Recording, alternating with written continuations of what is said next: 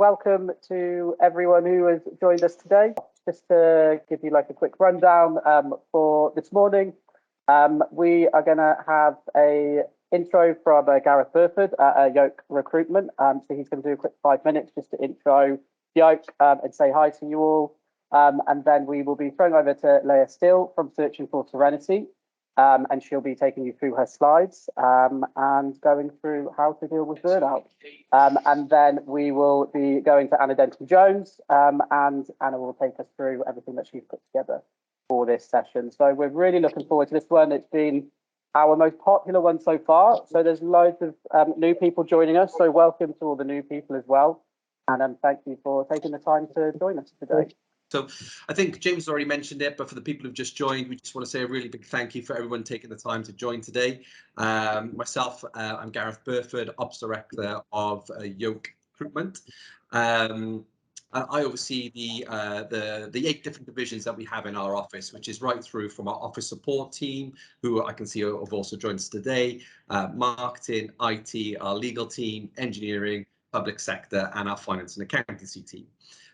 So we've all joined today because of the topic of managing conflict in a burnout world, and we will be passing over to them shortly. I just want to kind of put it out there in terms of what we do. Obviously, Yolk Recruitment, bread and butter would be in terms of how we recruit and how we support our clients within recruitment. But also just think of us as an additional element of support to your business as well. In terms of our clients that we work with exclusively or non-exclusively, but we support them with not just recruitment matters. We look at also diversity inclusion. We support them with market knowledge, whether that be sector specific or general over the marketplace. And offer additional advice where we can, because we've got different experts within our business as well. So although we've got a few more people guest starting, that's kind of the intro where we have at the moment. So I believe I am handing over to Leah. And then Leah, over to you. Thank you very much. Fantastic. Thank you very much, Gareth. Can everybody hear me okay? Give me a thumbs up if you can. Awesome. And I promise, I know it's the first day back after we've all had a day off. I promise it won't be death by PowerPoint, but I'm just going to pop up some slides. Also, because that way I don't have to look at myself, which is a great way to run these things. So can everybody see that cover slide right there? Again, give me a thumbs up if you can. Okay. Oh, I'm just getting some notifications. There we go. Okay, so managing conflict in a burnout world. As Gareth just introduced, hi, my name's Leah Steele. I run the logo at the bottom there, Searching for Serenity. I'm going to be talking to you for hopefully no more than 30 minutes. If I'm going over, somebody please scream at me and yank my presentation off the screen. But I'm going to talk you through what burnout is. I know we're still talking about what burnout is, despite the fact that everybody in the world seems to be talking about it and have some kind of input on it. But, you know, we'll go for it. So my aims, just, you know, it's nice to know what I'm holding you for. This is where everybody then starts to come off of the teams. My aims are that by the end of this session, you will understand what burnout is versus some of the myths that we've all heard, that you'll be able to identify burnout risks and symptoms in yourself and your team, and to have some practical tools to start implementing change.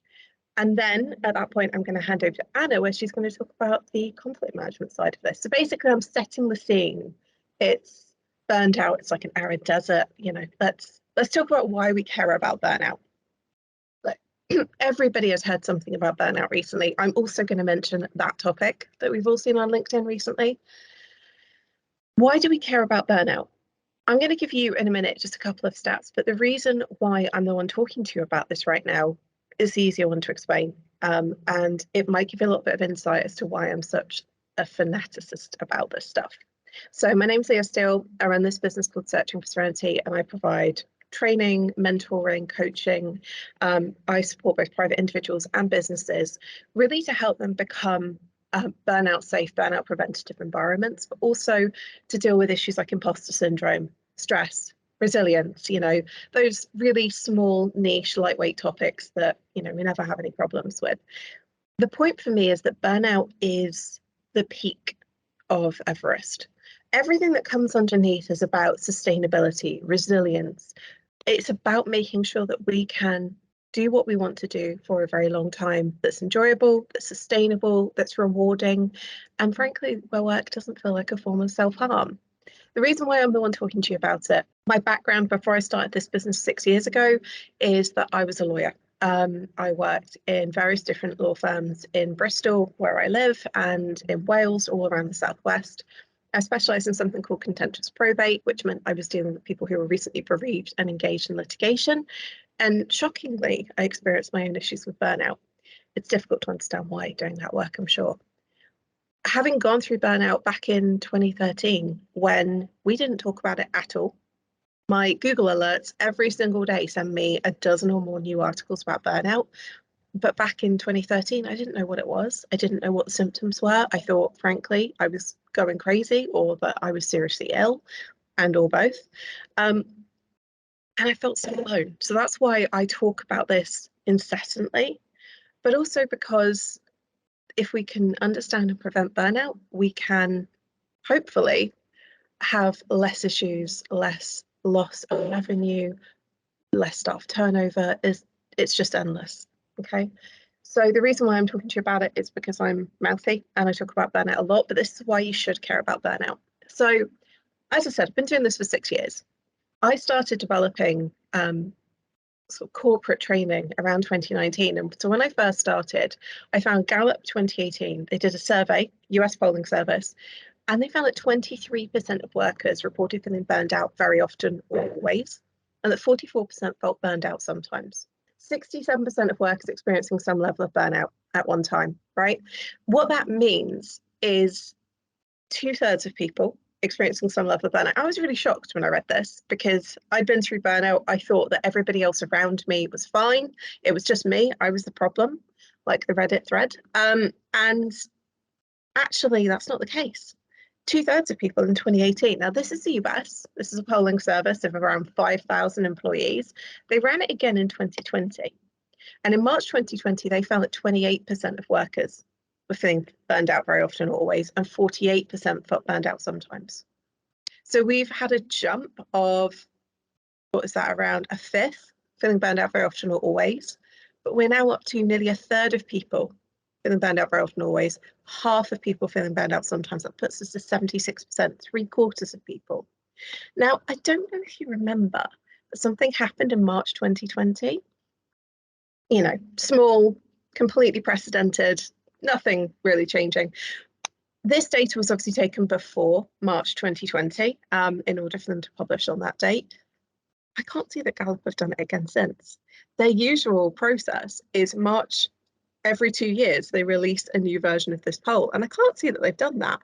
And I wonder whether it's because they've just given up in the pandemic, because this is before we had remote working, work from home, we had furlough, we had all these things going on.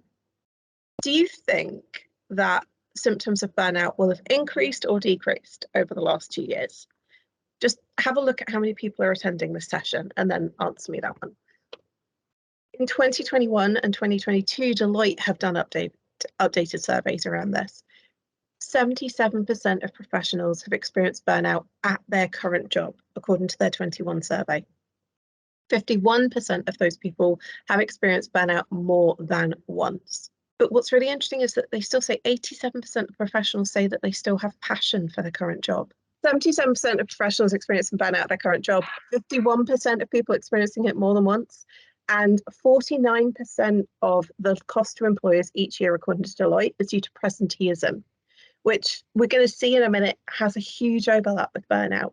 So we're talking about 35 billion each year that is lost by UK employers because of something that could be prevented, presenteeism.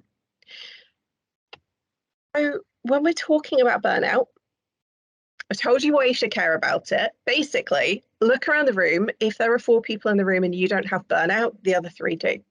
And if you are in that room and they are struggling with burnout, what impact do you think it's having on you? What impact do you think it's having on the organisation? What do you think might be going on there? But what do you think burnout looks like? This is where I'm going to have a little rant, okay? Have you ever seen those posts on LinkedIn, on Instagram, where people are like, oh, so burned out. But then I took a day off and had this smoothie and everything was fine again. People who were sharing that did not experience burnout. They experienced a bit of tiredness, and they're probably trying to sell you something. One of the problems that we have is that what we think burnout is doesn't always look like it. So you might think that burnout looks a little something like this. The office is on fire, people screaming, throwing their laptops out the window. This is what I thought it was. When I was reading about it, I thought, well, obviously someone who's experiencing burnout, they're not functional anymore, right? They are burning the office down, they are quitting their job, they are signed off on long-term sick. And that is the reality for some people, but not for most of us. Because remember, 77% of people have experienced some level of burnout right now in their current job. We're not all doing this. We would be rioting in the streets if 77% of people were behaving this way. So what is burnout? What is it really? It's actually a lot more subtle and a lot more insidious than you might think. So this is the World Health Organization's definition of burnout. It's so important the WHO got involved, okay? And this is their definition from the ICD-11, which is the International Classification of Diseases, Volume 11. Basically, the big fat book of all the reasons why you might ever need to see a doctor. But the first thing you need to know about this is not a medical diagnosis. It's not like depression or a broken leg. It's termed an occupational phenomenon, which I cannot say without then humming the Muppets tune in my head. But it's a reason why you might interact with medical professionals. It's not a diagnosis or a medical treatment in itself. So already we've got this kind of cloudiness around it. And this is their definition, which is drawn from the research of Christina Maslach, who is the pioneer around burnout. And they said burnout is a syndrome conceptualized as resulting from chronic workplace stress that has not been successfully managed. It's characterized by 3 dimensions. 1, feelings of energy depletion or exhaustion. 2, increased mental distance from one's job or feelings of negativism or cynicism related to one's job. And 3, reduced professional efficacy. Now, this definition was only published in 2019, again, before the world became unprecedented. They had this lovely disclaimer at the bottom of it that said, burnout refers specifically to phenomena in the occupational context that should not be applied to describe experiences in other areas of life. Let's ignore that. I don't know if you've noticed, but work life, they kind of smashed together, had a baby, made everything very complicated the last couple of years. But this definition right here, chronic workplace stress. What does that mean? Chronic, long-term, significant, but often overlooked. We notice the acute stressors. We notice when someone comes into the office and starts screaming in your face. We notice when we miss a massive deadline. We don't notice when every day we're going home and there's still more work to do. So my classic is to go into law firms and say, chronic workplace stress, what's it look like? Oh, it's this, it's that. Okay, raise your hand if over the last month, at any point, you have successfully cleared all work from your desk, reactive and proactive, had nothing to do without quitting your job. And of course, I used to be a lawyer. So when I'm sitting in law firms saying that, they all look at me like, has she lost the plot? This is not the way, it's not the way any of us work. But that right there is chronic workplace stress. We're never quite turning the taps off. These 3 key dimensions can be summed up really simply with this. Waking up every day, feeling a little bit more tired, feeling like it's more of a struggle and beginning to wonder why you're bothering. When we bring it down to that definition, well, most of us have felt that way recently, right? It's been a stressful decade so far. This is my definition of burnout. I say that burnout is a collection of physical and emotional symptoms that arise from someone who cares about doing a good job, works too hard for too long with too little care and reward. It happens to the best and brightest who give generously of themselves and ask for too little in return. Does that one hit a little closer in the chest? So we've got these 3 key dimensions. We've got chronic workplace stress that's not successfully managed.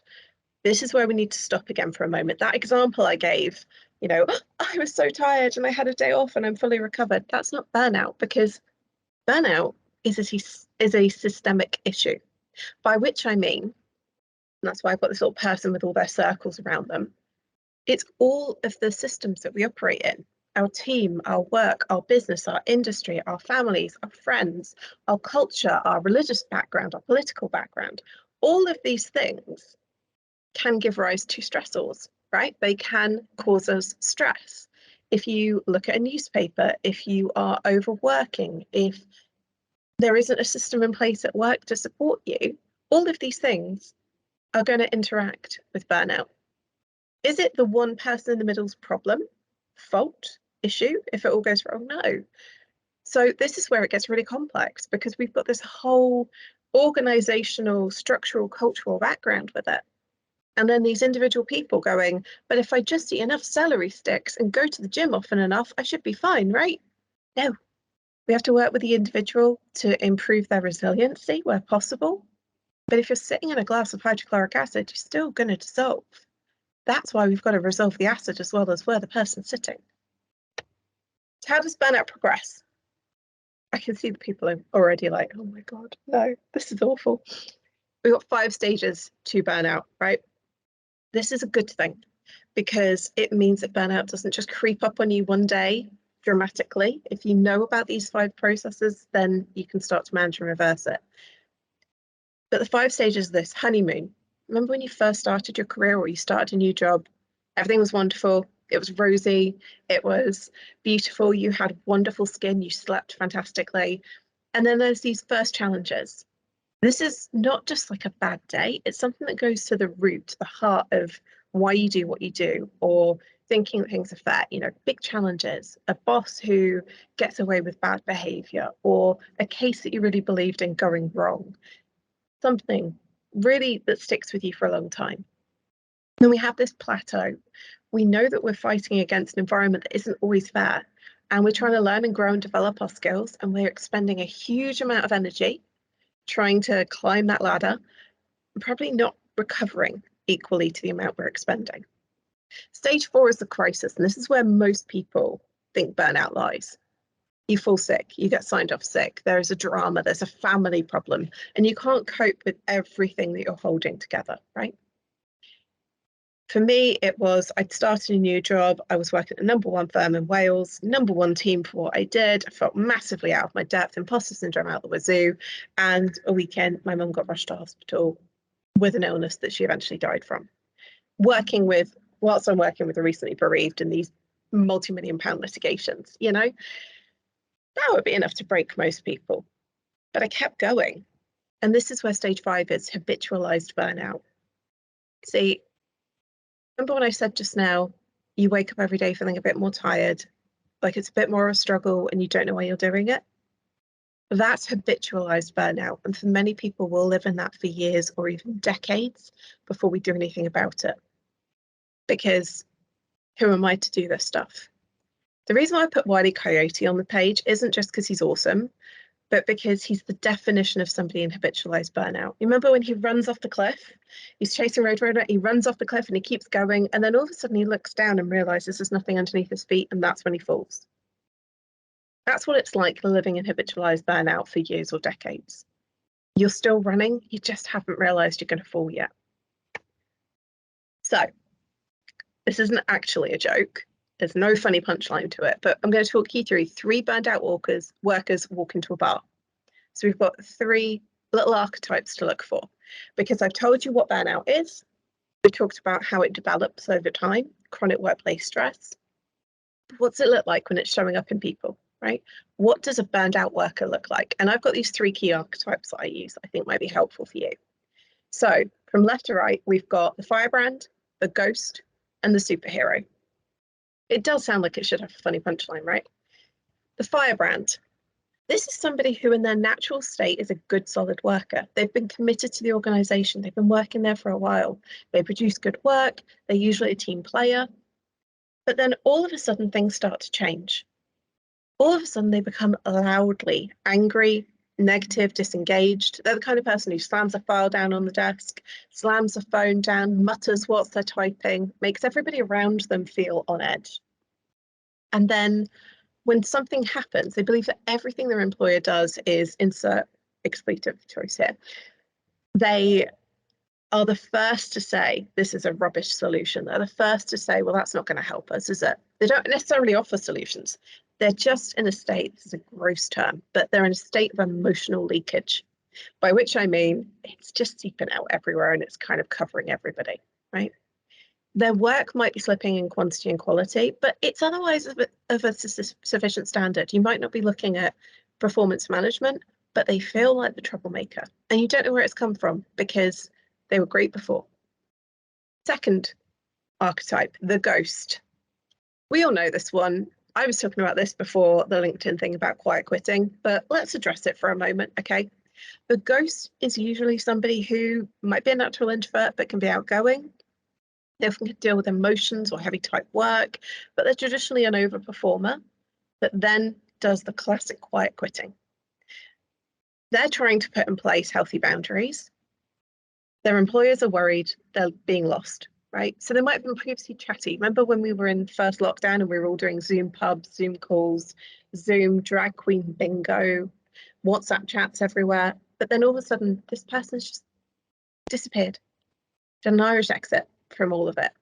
They don't want to attend work events. They don't want to get more engaged. They're avoiding eye contact, whether that's literal or figurative.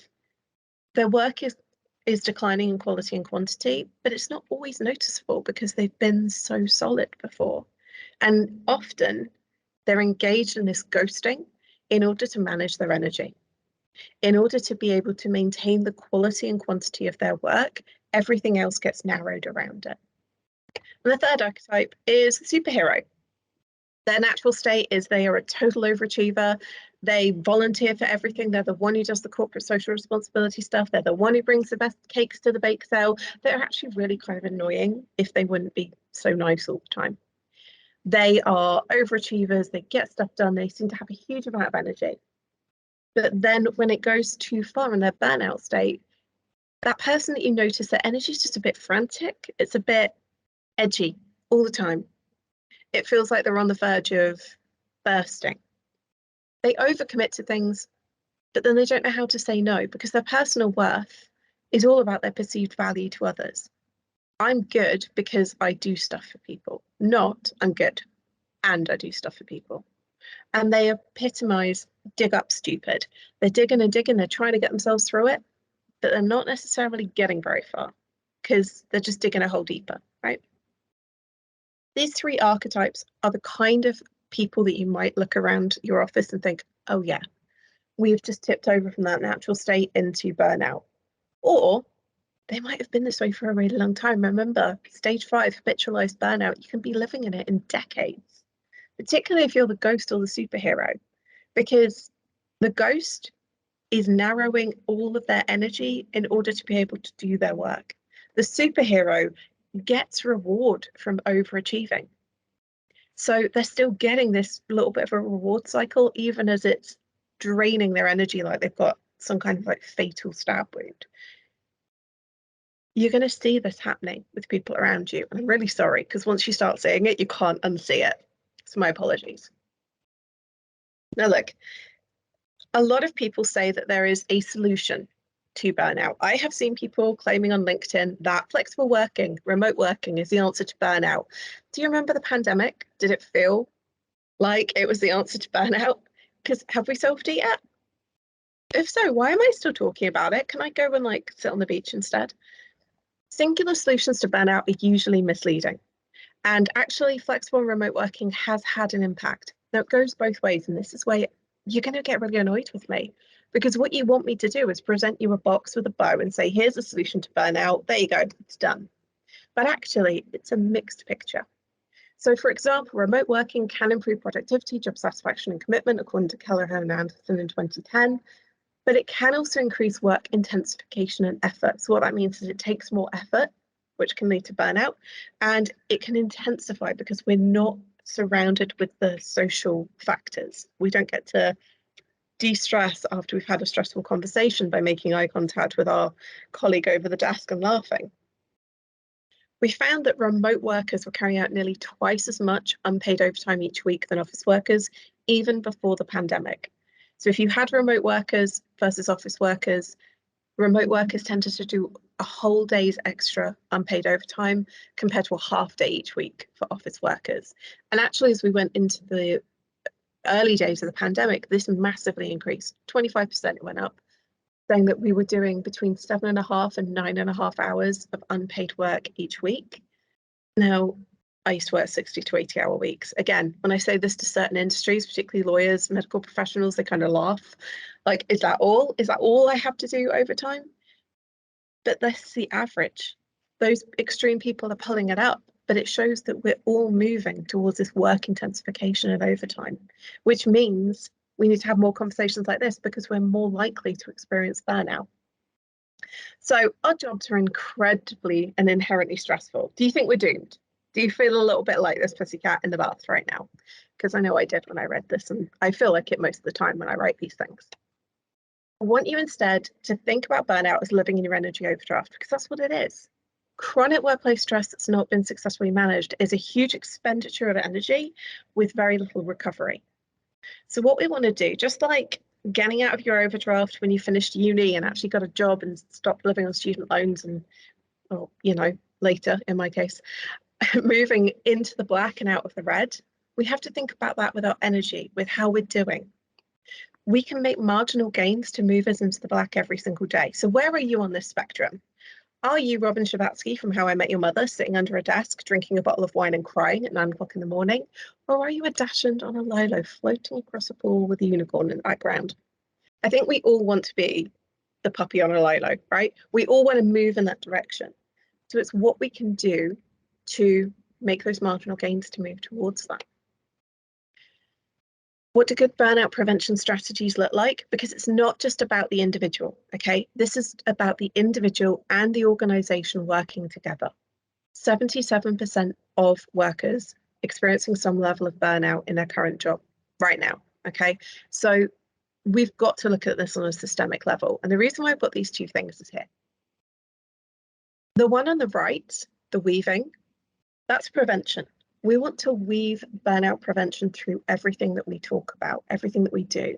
We are talking policies and strategies, our culture, our psychological safety. We're talking about it being there all the time, not a one and done training, but it being something that we do every day. Because the opposite of burnout is sustainability. I know it's a buzzword at the moment, but we want sustainability, right? And recovery, it's like straining tea. We want to go through these multiple layers of being caught. So it's like straining cheese through a muslin cloth over a colander. We want to make sure it's caught at every level. This means that we need a complex multi-strand approach. So looking at those archetypes we had, how can we identify burnout symptoms earlier? Looking at what the red flags are, the amber flags and the green flags. Green flags mean it's fully sustainable. Amber flags mean we're a bit beyond our limits, and red means we are in trouble, right? This is where people are getting signed off, leaving their jobs, the great resignation. We prevent burnout by looking at this multi-strand approach. We look at it preventative, we look at proactive and reactive. So we're looking at resourcing, not just bums on seats, but systems, procedures, where we can provide alternative support, personal resourcing as well, our personal resources to manage. Strategy and policy, not just a document, but something that we live and breathe. Psychological safety embedded in it. Business continuity planning. Like, a lot of businesses have a business continuity plan that is basically, we're just going to fly by the seat of our pants and keep going. We need to actually look at it and say, are we running at capacity? Do we know what our capacity is? Do we know what our resources are? What happens if we lose 10% of our staff, 20% of our staff? What happens if our business needs go up 20%? How will we cope? And sometimes it takes a fresh approach, a wholesale approach, taking a step back, getting fresh eyes on it and saying things differently. Again, remember, singular solutions are not it. So it's not a fruit box. It's not a day off work. And much as I love giving training, and I'm available to give training to people, it's more than just a one-off training, okay? We get burnout so wrong because it's a technical term in common parlance. It's not a medical diagnosis. It's still a bit fluffy. It's still a bit intangible for a lot of people. That's why I gave you those archetypes to work from. But the other thing to remember is Overton's window, which is basically the view. It's something that's used in political terms to say how we can change the window of what seems reasonable in the public. So for example, if I state some really extremist views and then something less extremist, it sounds more reasonable by comparison, even if it's wrong. With burnout, we have gotten so used to over the last couple of years, working through the pandemic, working remotely, flying by the seat of our pants, trying to get it all done, that our set point for what is reasonable has shifted, and we need to shift it back to something more in line with sustainability. Remember the ghost archetype, that plenty of us have been narrowing our lives to cope with work pressures. So it has a self-gaslighting effect. We're not seeing our friends, we're not seeing our family, we're not necessarily going on holidays, doing the things we used to do. And so we just assume I'm not good enough, as opposed to, this is really tough and nobody should be expected to cope with all of this alone. Plenty of us also need permission to stop. So I'm going to leave this one here. This is a 4-step that I use with clients. You can use it on a personal level. You can also use it within an organization. What works? What doesn't work? What are we missing and what do we need? It is not a problem to ask for help with these things. Nobody has a single solution. I'm not saying to you, this one-size-fits-all thing is going to make it all great, and if you don't know it, you're stupid. That's just not the case. We know that. It's more complex and more nuanced. We need to keep reflecting. Couple of quick reminders just before I hand over to Anna. Burnout is not the end of the road.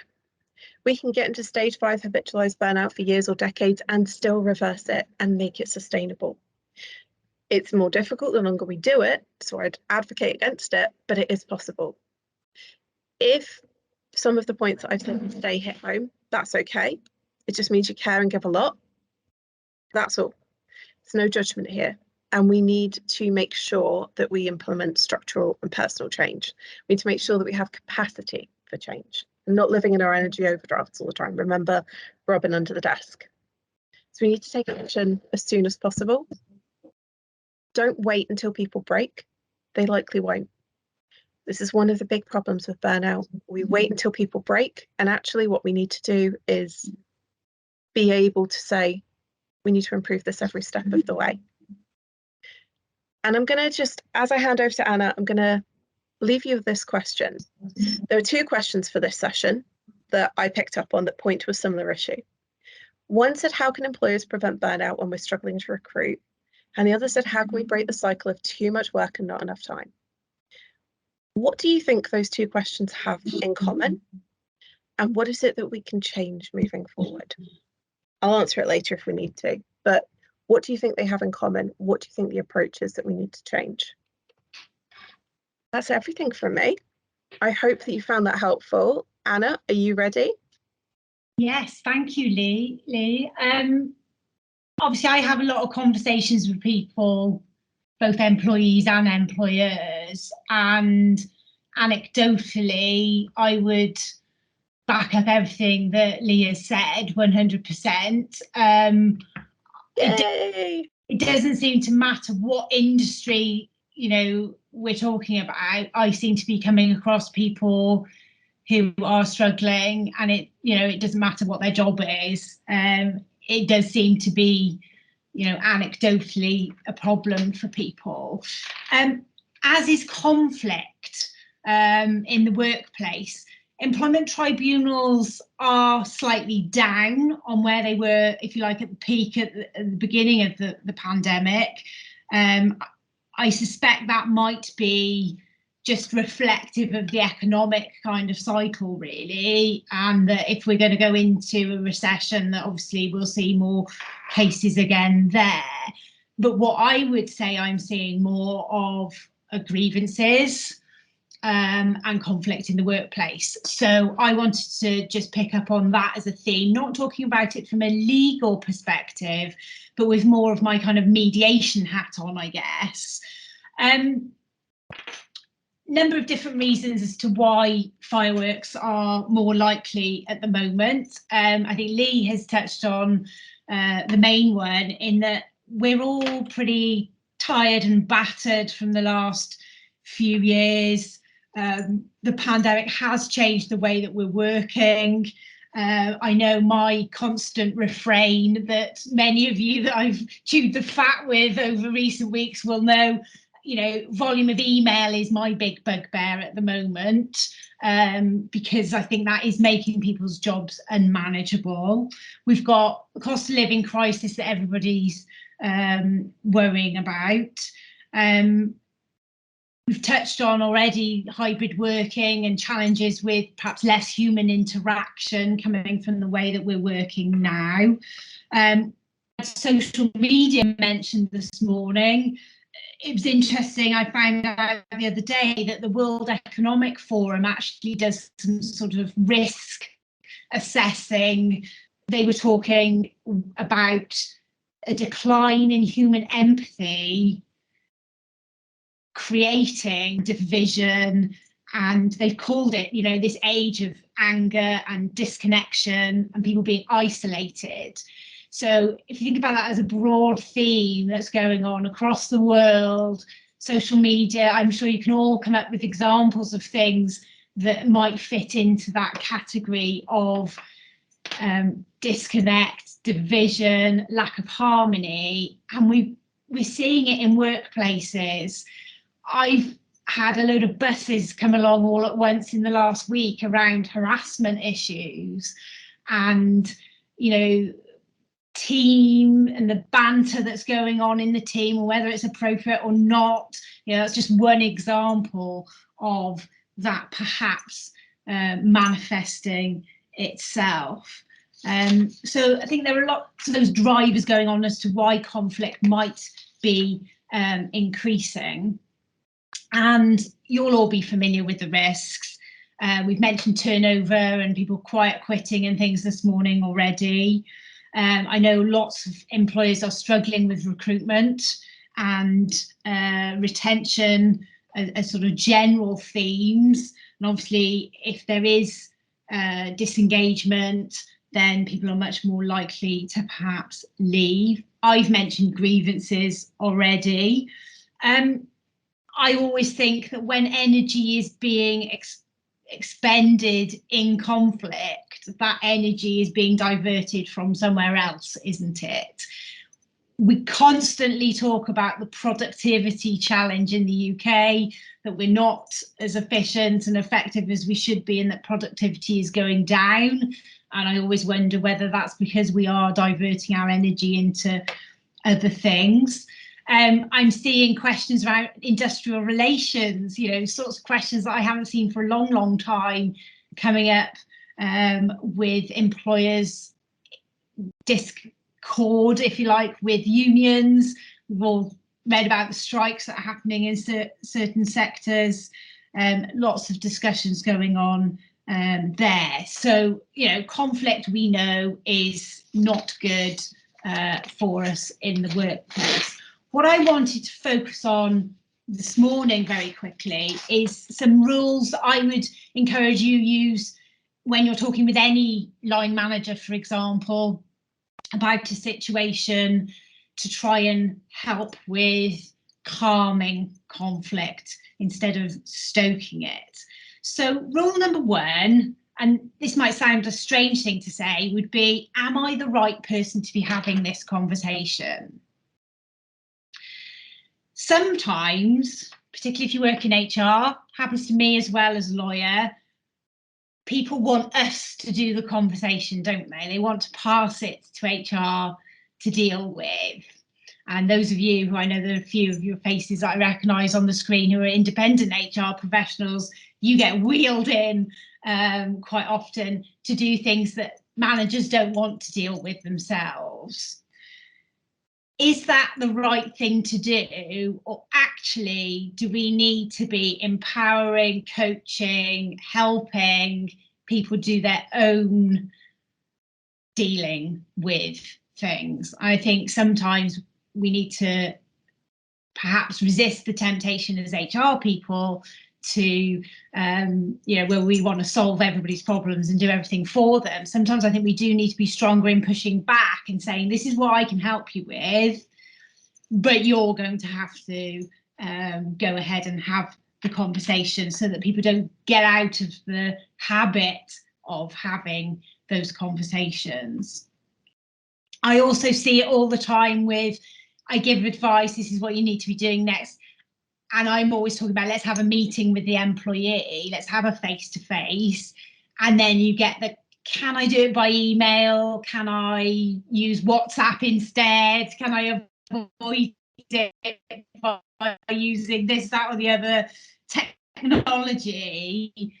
No. We need to get people talking to each other, whether everybody's in the right frame of mind. So you'll all have come across the idea of not sending the email that you may have just written when you're angry, and perhaps stepping away from it, coming back to it again on another occasion before you send it. We need to apply the same kind of thinking to conversations, and whether we're in the right place and frame of mind to have that conversation.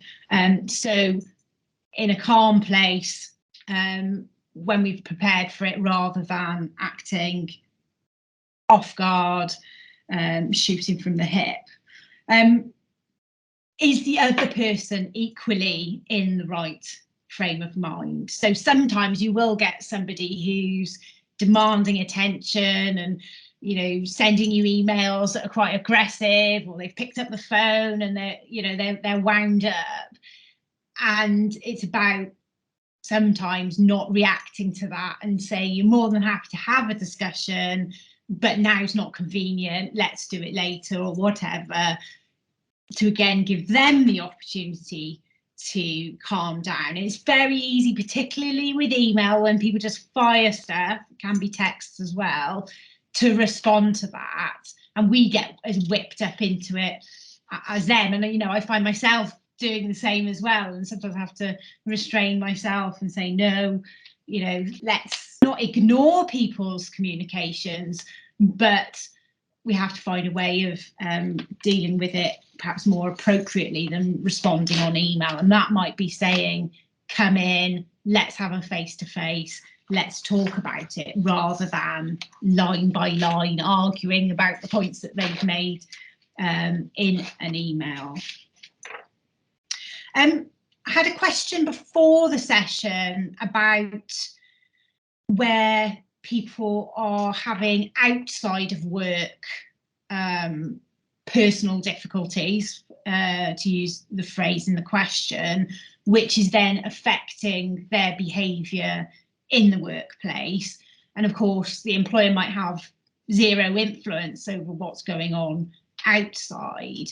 I think this is really interesting. We spend a lot of time these days talking about bringing our whole selves to work when we talk about diversity and inclusion. And when it's convenient for us, when we're encouraging people to bring their whole selves to work, but then when they do that, we don't like it because they're bringing in outside of work stuff. And absolutely, you're not going to be expected to address, you know, things that are going on outside of the workplace. But there is definitely a blurring. Lee talked about life and, you know, work life. It's all blended together. I think there's more and more recognition of that now, and that we're asking people to work in ways that blends everything that's going on in their lives. To some extent, as employers now, we can't just take the "that's outside of work" attitude. So employers are getting dragged into more looking at the support they can put in place for people as regards the outside of work things that happen to people. I'm thinking about, you know, the domestic violence, for example, training that we've done this year, or, you know, the employers who are offering counselling services and signposting people perhaps to, you know, debt charities when they're talking about cost of living crisis and things like that.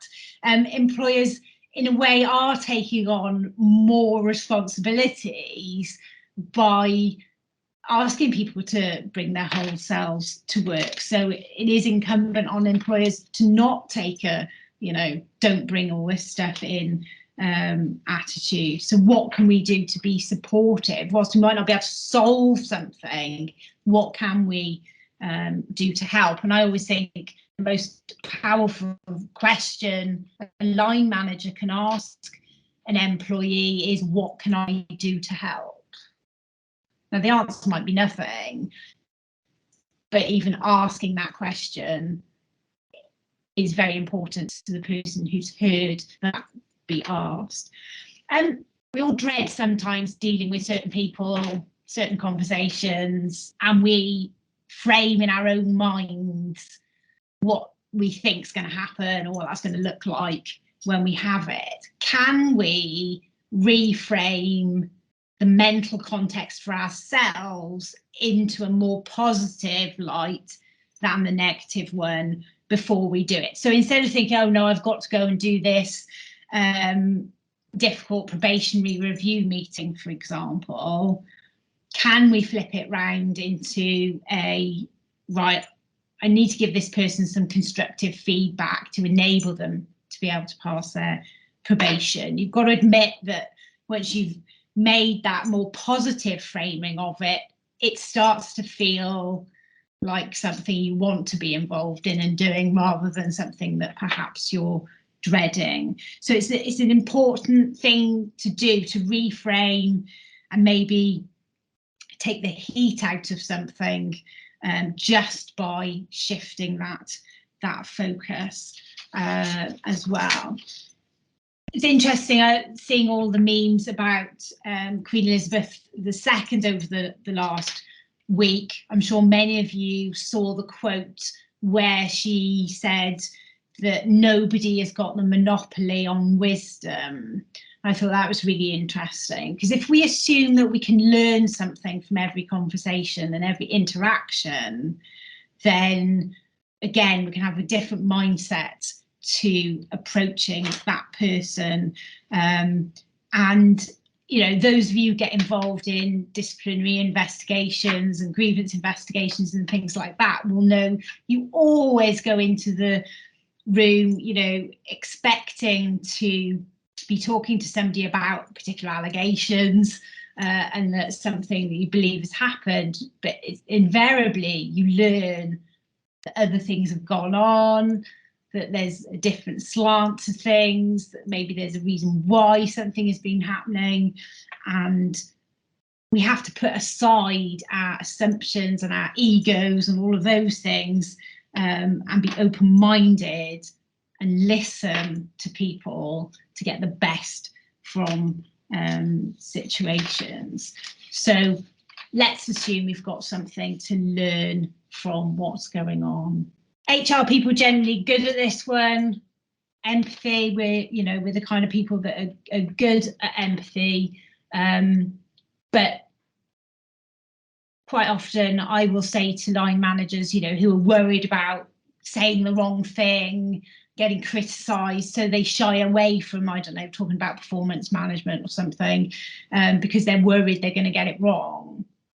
I will always say to people in training, okay, put yourself in the other person's shoes. So if you're being invited to a meeting to talk about performance, how are you going to want your manager to talk about it?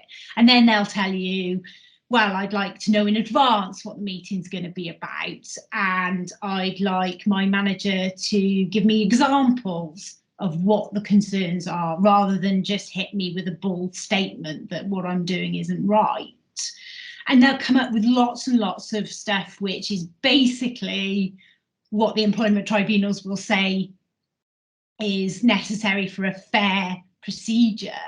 So instinctively, people know what the law is without, you know, being told, if they can just flip it around and put themselves in the other person's shoes.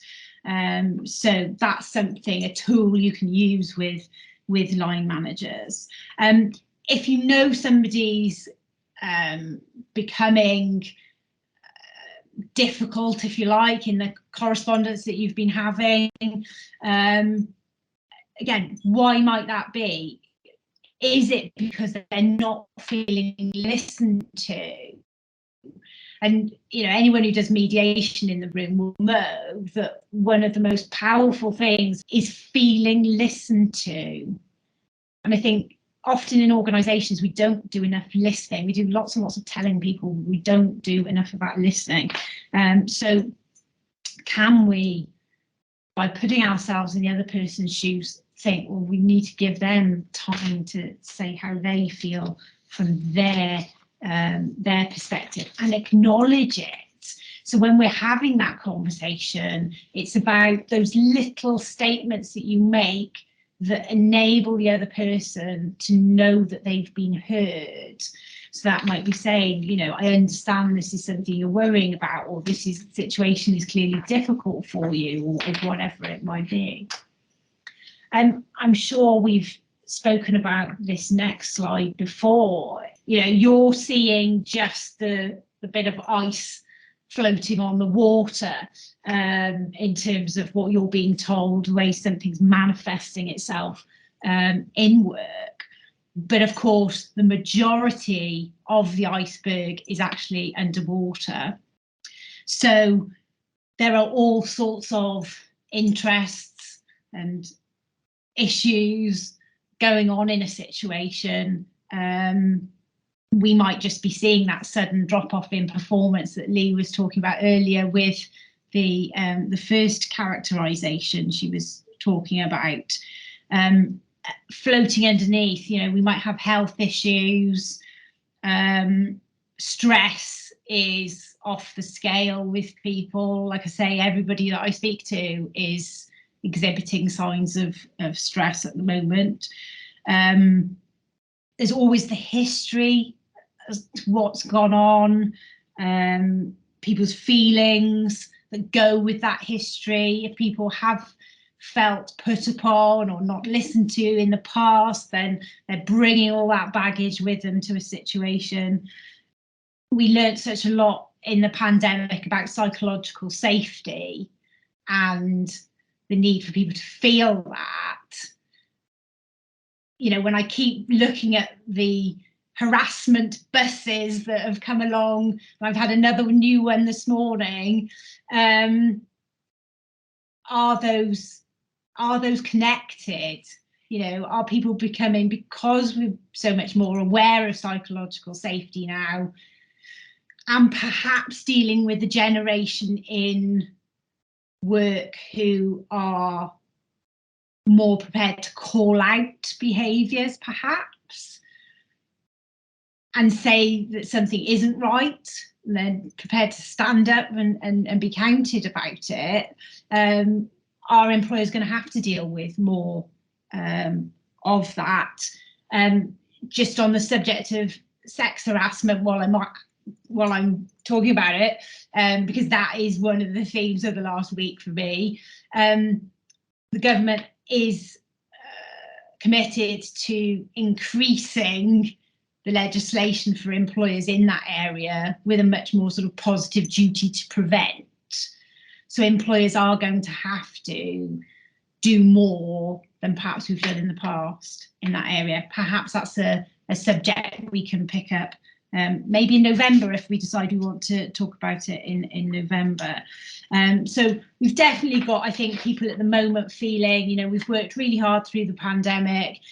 You know, this is all the stuff we've been through, and perhaps, you know, this is how our employer is now rewarding us in terms of maybe feeling pay rises aren't sufficient this year, things like that going on. We need to create a more collaborative approach to resolve conflict in the workplace. I think organisations that are really good at managing employees share more information in their organisation. We're a data-driven world, aren't we? And more sharing of knowledge and information rather than withholding it can be a good thing. It enables people to understand much more what's going on. The why behind things is always important, isn't it? It's always important, whatever we're talking about, whatever topic, to explain why in ways that people can understand. Talking through different options. People, I think, these days want to feel consulted and involved rather than decisions being imposed on them. Teams always work better if they're, you know, allocating work and how they do things. They're making the decisions rather than being driven from the top down. Steve Jobs was very famous for not entertaining managers who came to him with problems, but rather came to him with solutions. And you know, can we build in that kind of approach?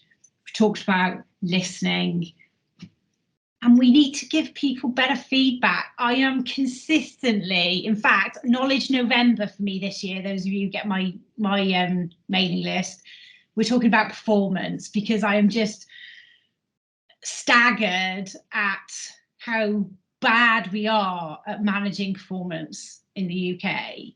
We don't talk about it until we get to the point that we're lost the plot with people and we want to exit them. And then it's a shock because we've never talked about it. We've got to get better at giving and receiving feedback around what people are doing. When we're talking about managers who perhaps aren't very confident about dealing with staff, I would always say to them, you know, don't be afraid to talk to your colleagues, other managers, about what they have done in a similar situation, because everybody faces these challenges with staff. Everybody has that one employee that they really struggle with. Not to kind of get people on your side and have some kind of triangulation of, you know, the dynamic, but you can always learn from each other. And the same is true. I know I'm in an HR network with a number of people in the room today, where we all share experiences and pick each other's brains, and that sort of two heads being better than one thing definitely rings true. We can script things for people, but we've got to be careful. I don't know if any of you remember when Amy Brand came to talk to the CIPD about the way people's brains function. I always remember her talking about it as if we've got sort of two different wiring systems in the brain. Yes, prepare yourself, have your checklist, have your script, your aid memoir.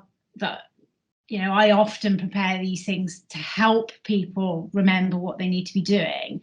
But she described how when you're task focused and you may be trying to tick off the things on the list, because your brain is in that task pathway, what happens is it switches off the emotional, keeping eye contact, you know, positive body language to the other person type pathways.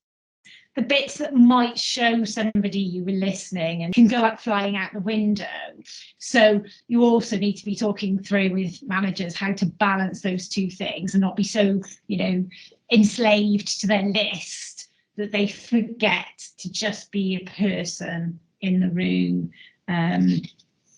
and make that eye contact and use that body language. Don't let people avoid having the conversation. I think this is really, really important now. We're all working more hybrid patterns.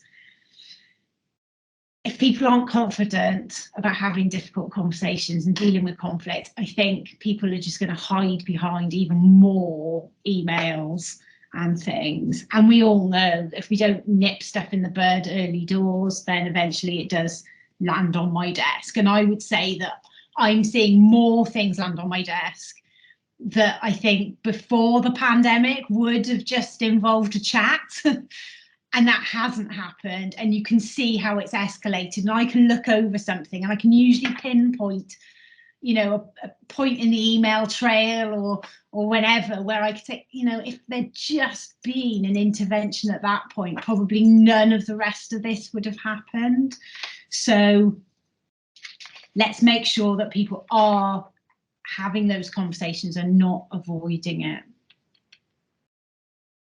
Obviously, people need to keep professional. I think there is a temptation, given the prevalence of WhatsApp and us using more, if you like, informal means, for people to sometimes forget in their informality that they're stepping perhaps over a line, and people need to remember that. I always say to people, you know, if things are going really badly and people are losing their temper, then there is absolutely nothing wrong with adjourning a meeting and saying that, you know, we'll all go off and have a cup of tea and then come back later when everybody's calmed down. If there is problematic behaviour, I think it's focus on what the problematic behaviour is rather than making it personal about the person. So this would be saying, you know, perhaps to a trade union representative, you know, you're shouting at me. I'm not prepared to be shouted at. So we will come back and we will have this conversation when you're not shouting at me.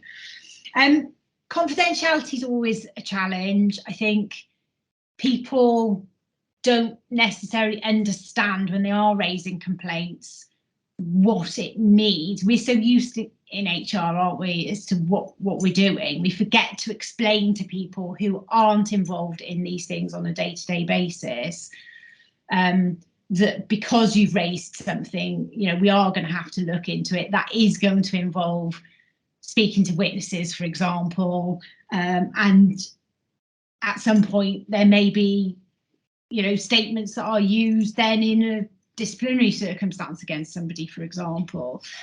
You know, time and again I see witness statements where that has not been explained to anybody, so we need to make sure that we do explain to people.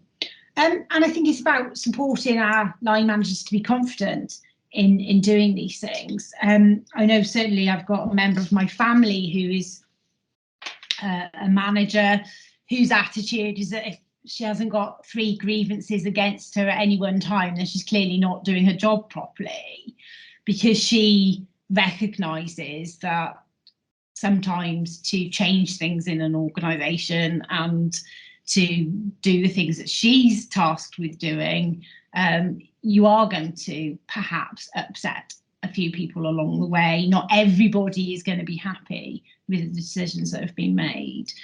I always tell managers to remember that probably they're coming across more confidently in a situation than they perhaps feel inside as well.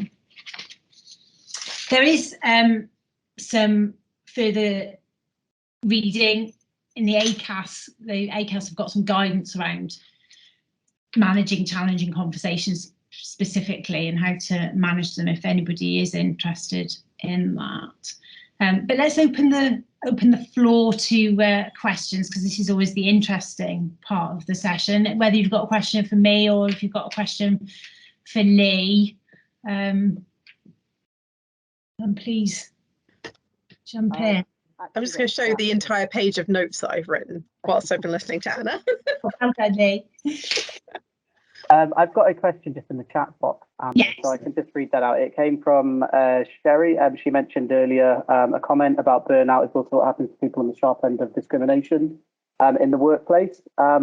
And then just a follow-up question to that, Sherry said, please can you share how the person on the sharp end of discrimination can address the conflict if the perpetrators who are in the leadership deny these issues?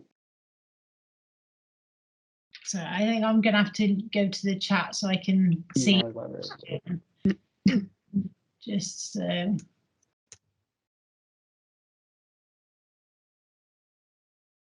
yeah, I mean,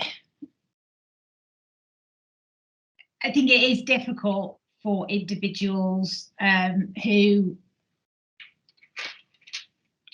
have examples of discrimination if the organisation that they're working in doesn't recognise that. For example, I've just raised an appeal in a situation where I think for an employee where I think the organisation has kind of taken a bit of a, yeah, there's obviously been something going on, but it's not that serious and we'll just sweep it all under the carpet and we'll get everybody back to work and we'll all move forward without any real recognition from them as to the damage that that's done, not only to the individual whose mental health is now not in a great place as a result of sort of long-term issues in the workplace, but also I think not taking a step back from the individuals involved approach and thought about it more broadly. When I say that, what I mean is you might have an individual, you know, A saying B said this to me. We can all talk about whether there's any evidence in relation to that, and obviously it's difficult often for employers because evidence is, you know, what you need to be able to do something. But you've also got to step back as an organisation as well and think about culture, haven't you? And messages that are sent in the workplace. And if we've got policies and procedures that say we do not tolerate harassment, for example, we've got a zero tolerance approach. If then when we are faced with complaints of those very things, we are not seen to take it seriously and do something about it, that whole not just having the policy, you know, propping up the wonky leg on the table, but actually living it in the organisation, you've got to think about all those issues, haven't you? And the messages that are then sent to other people, not only in a particular scenario, perhaps, you know, getting the wrong idea about what is culturally accepted here, but, you know, other people looking in, taking their lead, copycat behaviour, all of those sorts of issues. So it is complicated, and organisations do need to think about all those things, and I think often don't. And often I think it comes down to politics. It comes down to who's being accused, and if they're successful, popular, you know, heavy hitters, if they're, I don't know, sales, you know, not wanting to have to lose people who are good people. If you've used grievances, if you've used the appeal mechanisms, if those things aren't working, that's when people feel that they have to bring a claim. And that's the only way it's going to get heard. I wouldn't necessarily recommend to anybody that they go to litigation, even though I'm a litigator, because of the costs, not only financially, but emotionally, of doing it. Practical reality is people move on, don't they? They move to another place where they are going to feel secure. Any other questions? Yeah, we've got a bunch of questions from the sign up. So one of those questions was, how do we self-diagnose burnout? So if somebody thinks that they are burnt out, how would they know? How would they get to a point where they can say actively, yes, I am burnt out? Or how would you convince somebody that maybe they are burnt out that don't feel like they have a problem? It's such a tricky one, because, as I said earlier, we're not talking about a medical diagnosis. Now, that doesn't mean that we don't have diagnostic tools. So Robin knows that I've developed something for people that's quick. It's not a diagnosis, it's not a diagnostic tool, but it can help you look at some of the issues around burnout and determine whether you're experiencing a high level of burnout, where your resiliency factors are. What I've built is based on something called the Oldenburg scale, which has been used recently by Law Care for lawyers. They did a survey of lawyers. They used this tool to determine how stressed lawyers were, and the average lawyer is at high risk of burnout, which is obviously wonderful to hear. But there are diagnostic tools out there. The most important thing for me is, how are you feeling? It's really easy to sweep burnout symptoms and feelings up in other things. I must be depressed. I must, you know, my own process was, I must be depressed. I must need to change my diet. I must need to go to the gym more. I must need to do X, Y. And we're all looking for simple solutions and not necessarily taking that step back and looking at overall. So we need to look at overall, where is my energy? How engaged am I? How difficult does it feel to do things that used to be okay a year or 2 years or 5 years ago? That's usually the symptom that creeps up on people most. When it comes to discussing this with other people, again, this can be really tricky. I recently delivered a training to a large organization, and very first session that we did, the very first question that came out was, how do you persuade your manager that it's okay to attend a training about burnout when they said I was too busy? And I just sat there with my head in my hands and screamed a little bit, because that's what we're dealing with. We are, as Anna said just now, we are in this space at the moment where there's a lot of cultural conflict, there's a lot of intergenerational conflict. We are changing the way that we do work, the way that we show up. That's going to have ructions. And burnout is one of them. There are some people who think burnout is only for sissy snowflakes, you know, that we are the new, what was it called in the 80s and 90s? When people couldn't cope, you know, snowflakes is the new version. But actually, it's not the case. So first of all, trainings like this help, because if somebody doesn't believe that you have burnout, they may understand the cultural impact of burnout. They might understand it on the bottom line. Just an idea. Yuppie flu, that's it. Yes, thank you guys. That was exactly what I was talking about. People used to talk about yuppie flu, and that's an illness. But we used to just diminish people if they didn't fit the status quo, right? This is what we talked about earlier with microaggressions. So we need to talk about it more. We need to have more education out there. We need to have more understanding. We need to see the different implications for it.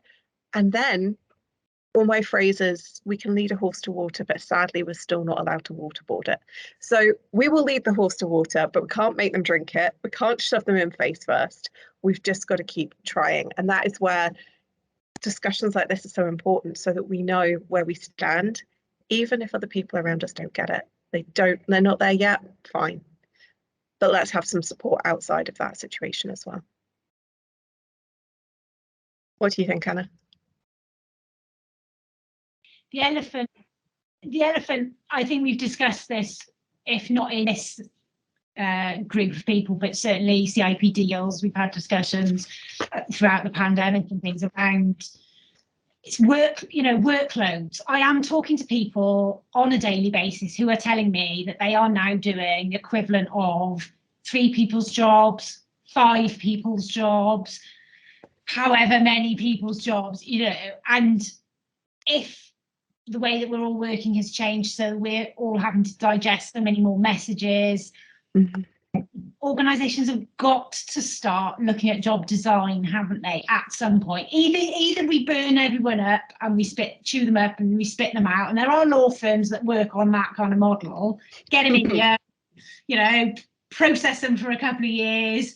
We know they're not going to stay with us long term, but we'll have got the work out of them in the meantime, fine. Or we can start looking at job design. Now, that's not my area, you know, it's not what I've trained in.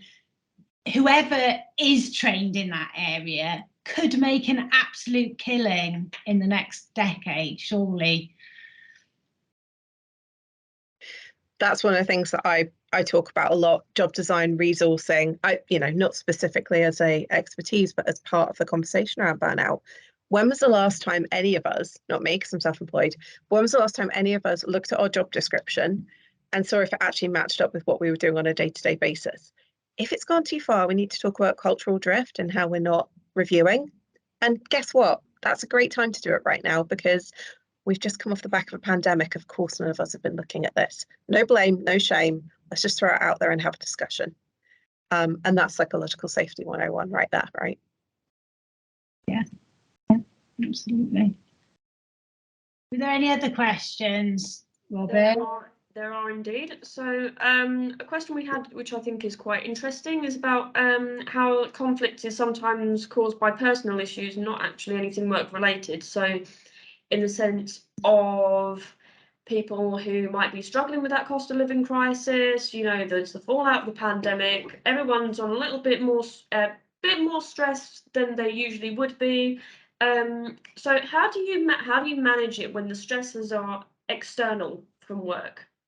I think this goes back to what I was trying to say in my session, that I don't think employers can anymore say that's outside of work, nothing to do with us, doesn't impact on work, because it is. If people are bringing that concern into work, they're underperforming because they're worrying about something outside of work, or they're not sleeping at night because of something that's happening outside of work. It is affecting work. So we do have to start looking at what we can do to support those people with those issues. Can't be a magic wand, and HR can't be responsible for everything, but we can't take a kind of, old-fashioned, leave it at your locker when you arrive in work. What do you think, Lee? I completely agree. We want people to be multifaceted, to have this whole person approach at work. Then you bring the whole person. If you want someone to do a job, great, just get them to do a job and allow them to go at the end of their working hours, no matter how much work they've still got to do, and that's it. If we want whole self, if we want career, vocation, then we have to address that directly.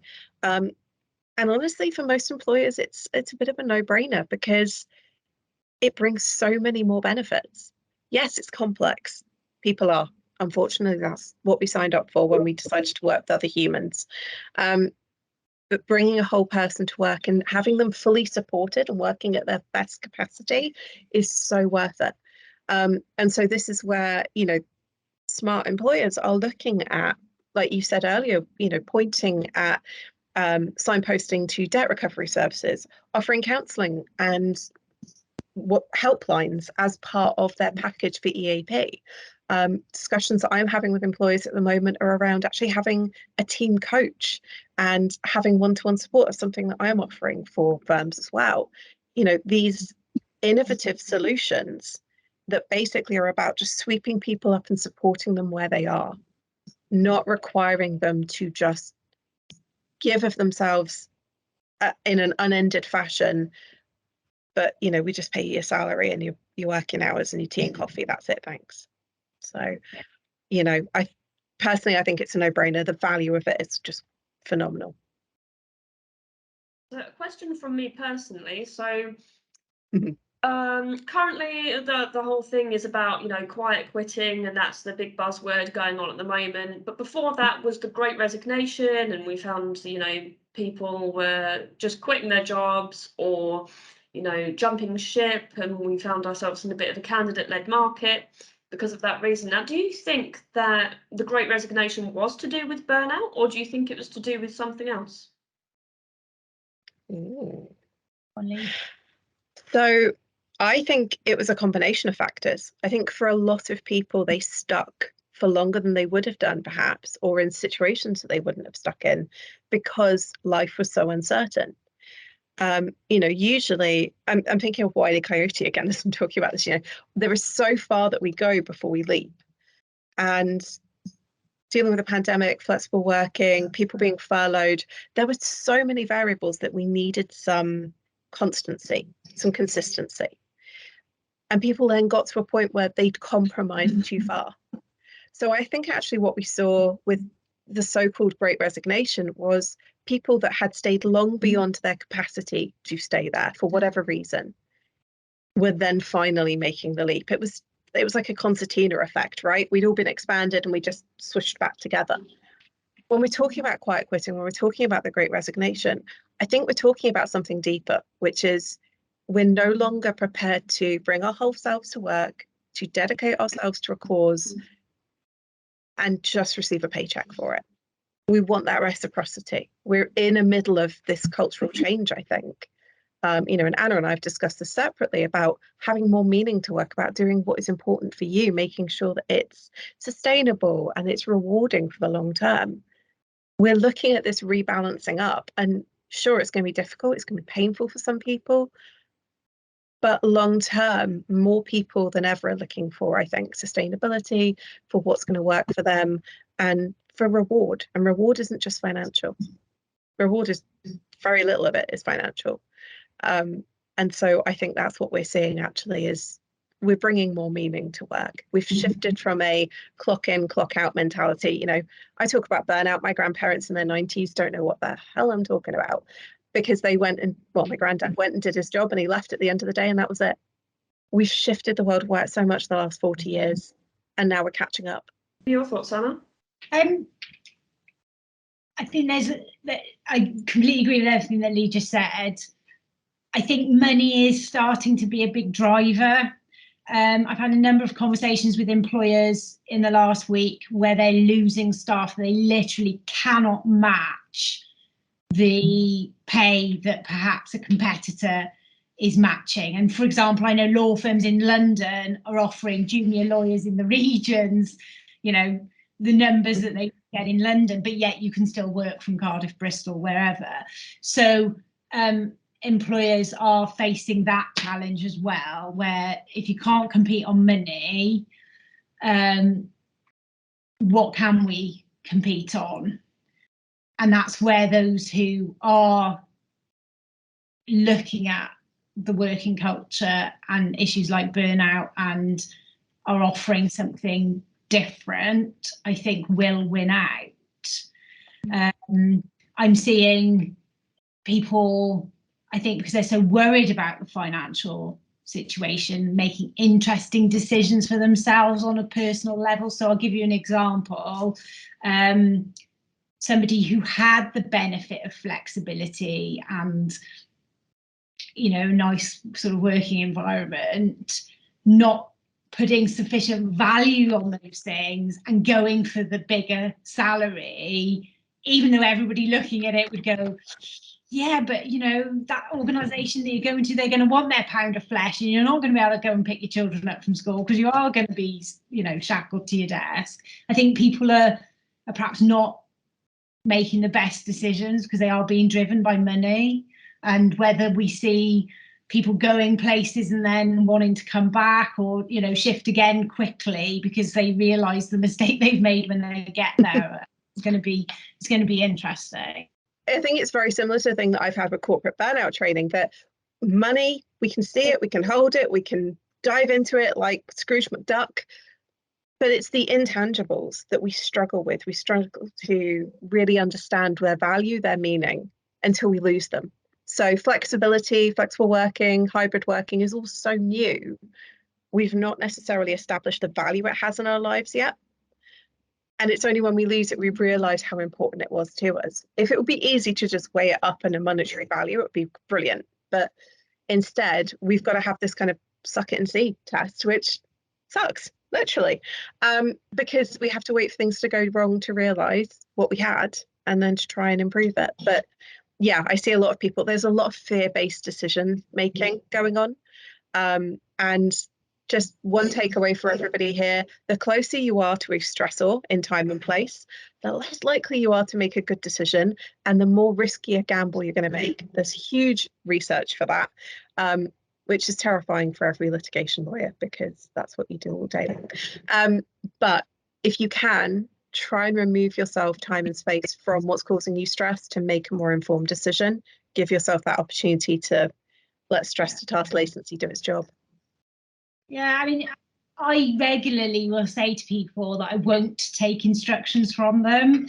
So individuals who are going through a period of high stress, I will quite often suggest that they spend a couple of days thinking about a discussion that we've just had before they tell me their answer.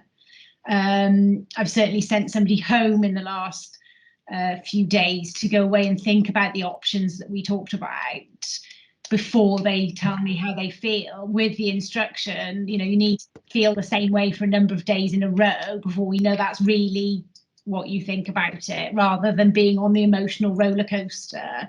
Yeah. And you know, that may be something that if you're in HR you can bring into your practice.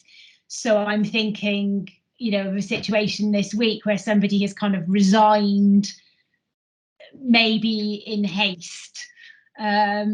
You know, do you jump on that resignation and accept it, or do you send that person away with a, is this what you really want? Let's think about it. Let's talk about it first. Those kind of things. Yeah, absolutely. But interesting times. And we've that's true. Run over considerably. The next session, if you want to put the dates in your diaries, folks, is going to be the 22nd of November. topic is to be decided. So please, when James asks you for feedback and ideas, if there is something you'd like us to organise, and indeed if there is a particular guest speaker that you'd like us to organise, then please do let us know, because there's an awful lot more of you on this call than James and I, so best heads together will come up with a really good idea. Yeah, definitely. And we've had other topics through in the past that have informed on future webinars as well. So we've definitely go through everything, and they do help us plan the next session. So please do do the feedback form when we send it out. And thank you to both of you. That was very, very insightful and really thought-provoking. I can see all these messages popping up on the chat box, which are basically saying exactly that. So yeah, thank you both. That was great. And as Anna said, the next one will be November the 22nd. So we'll be in touch with the usual materials and the slides and the recording and the write-up. Just please bear with us. And thank you to all of you for joining us as well. Thank you so much for joining us. Thank you. Bye.